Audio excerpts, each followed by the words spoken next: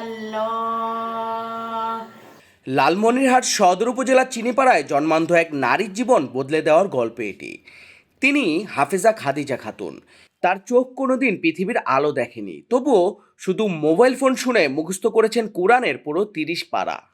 একসময় দারিদ্র আর জীর্ণ কুড়ে ঘরেই ছিল ঠিকানা। ঝড় বৃষ্টি মানেই আতঙ্ক। আজ আছে তো কাল নেই মাথার উপর ছাদ। আজ সেই খাদিজা বসে আছেন নতুন পাকা বাড়ির শান্ত বারান্দায়, হাতে পবিত্র কোরআন, ঠোঁটের আলতো নাড়াচাড়ায় ভেসে আসে ঐশী বাণী। ইন্নানি লাকুম মিনহু নাযীরুন ওয়া বাশীর।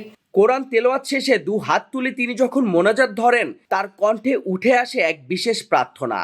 আল্লাহ, সাবেক প্রধানমন্ত্রী বেগম খালেদা জিয়াকে সুস্থ করে দাও। পাশে নীরবে নামাজে মগ্ন তার স্বামী মাহাদি হাসান। এটি শুধু কৃতজ্ঞতা নয়, এটি দলমত নির্বিশেষে মানবতার প্রতি এক বিশ্বাসের প্রকাশ।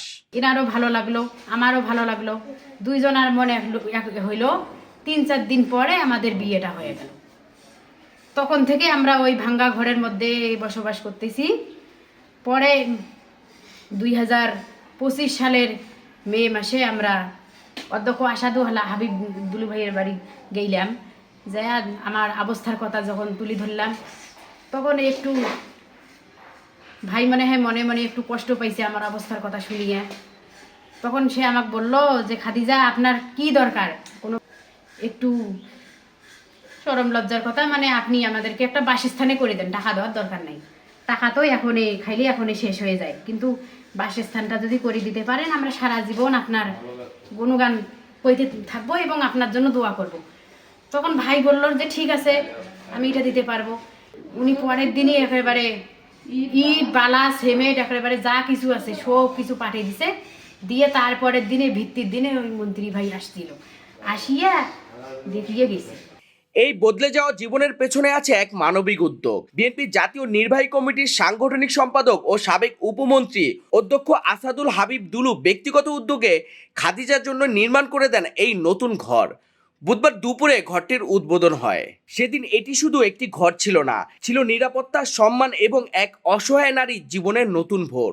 উদ্বোধনী অনুষ্ঠানে অধ্যক্ষ দুলু বলেন, আমরা এখানে শুধু ঘর দিতে আসিনি, মানবতার জয় উদযাপন করতে এসেছি। পার্টির চেয়ারম্যানের কথার ভিত্তিতে আমরা সবাই মিলে এই বাড়িটা আমরা বানিয়েছি।